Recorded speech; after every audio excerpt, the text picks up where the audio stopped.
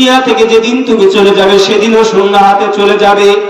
এই দুনিয়াতে আসার পূর্বে তোমার কোনো নাম ছিল না, এই দুনিয়াতে আসার পূর্বে তোমার কোনো ডিগ্রি ছিল না, এই দুনিয়াতে আসার পূর্বে তোমার কোনো সম্পদ ছিল না, এই দুনিয়াতে আসার পূর্বে তোমার মা বাবা ভাই বোন আত্মীয় স্বজন কেউ ছিল না।